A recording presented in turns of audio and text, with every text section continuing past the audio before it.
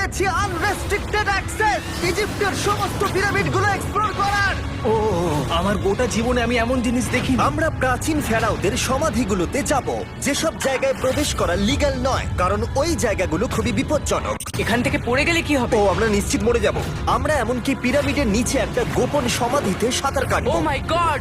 আর এগুলো এক্সপ্লোর করার জন্য আমরা মাত্র 100 ঘন্টা পেয়েছি, আর আমরা সেটা শুরু করছি এখন থেকে। সবাই আমার সাথে চলো, বেশ মজার হবে কিন্তু। এটা কিন্তু দারুণ।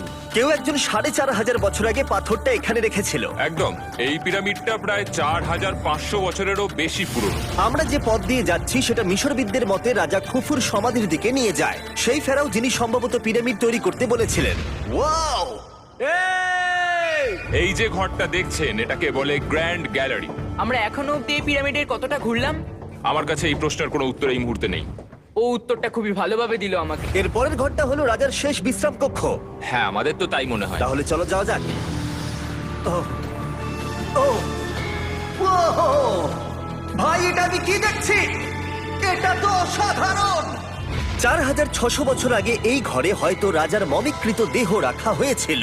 এখানেই তাহলে ফেরাওকে সমাধিস্থ করা হয়েছিল। হ্যাঁ, আমরা মনে করি এখানেই ওনাকে সমাধিস্থ করা হয়েছিল। মনে করো, শিওর নয়। আমার মনে হয় এই পিরামিডের ভেতরেই আরো একটা চেম্বার আছে, যেটা আমরা এখনো খুঁজে পাইনি।